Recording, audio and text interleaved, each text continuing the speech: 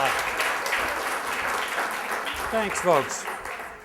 Well, this will be the first year that I've missed the National Festival in Jonesboro in about 10 years now. But I was offered this position as Grand Laser Bearer at the Intergalactic Storytelling Festival in Roswell, New Mexico, and it's a position of honor because the laser bearer gets to ignite the Pinwheel of Babel, which is what begins the whole festival begins with the Pinwheel of Babel. The idea was there's 1,253 tellers from without the universe who come together in Roswell every 17 years and share their stories. And as you may imagine, it's a wonderful community of complete misunderstanding.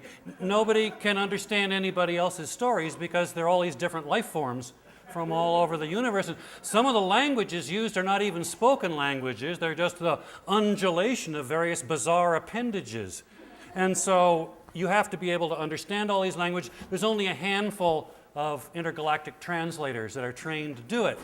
And so that all the tellers, now they compact, they use the time warp fusion tunnels to compact the time so all 1,253 tellers can tell in a 5-day period of time. But nevertheless, to make sure everybody gets a turn to tell a story, all the life forms who have been invited tell for 17 minutes as the Wheel of Babel is ignited. The Wheel of Babel is like a giant, like a spiral galaxy, like a huge ground piece at a fireworks show.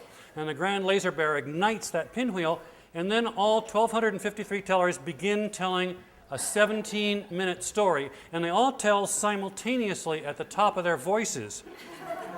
Now, nobody can hear anybody else, and even if they could hear each other, they wouldn't understand each other.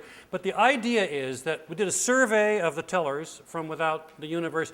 It turned out that almost all of these intergalactic tellers would much rather tell their own story than to have to listen to someone else's story. And so, by all telling simultaneously, they all feel good at the beginning of the festival. There were some other problems in the festival in 1991, which is the last festival I attended. It is the last festival they had in Roswell. One was life forms going over the amount of time they'd been given. Tellers going on too long.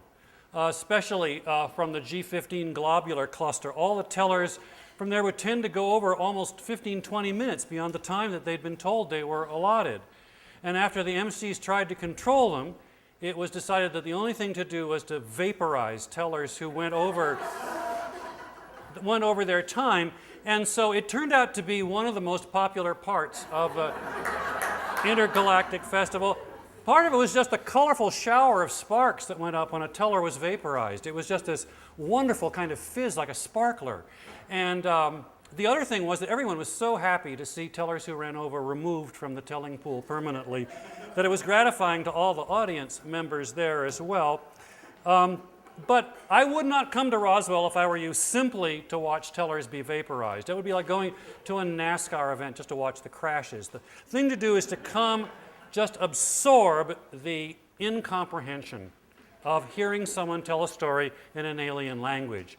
Because, you know, if we don't understand where someone else is coming from, we can get along with them. But the more we begin to understand where they're coming from, the more their views begin to irritate us. They may not see things as we do, as they ought to see things. And once you really get to know someone, you're likely to come to blows, either psychologically or physically. Longtime couples know this. And that's how wars begin, through too much understanding. So the thing about the Intergalactic Festival, as long as no one understands anyone, everyone can get along in perfect harmony. And it's a wonderful, wonderful, wonderful feeling.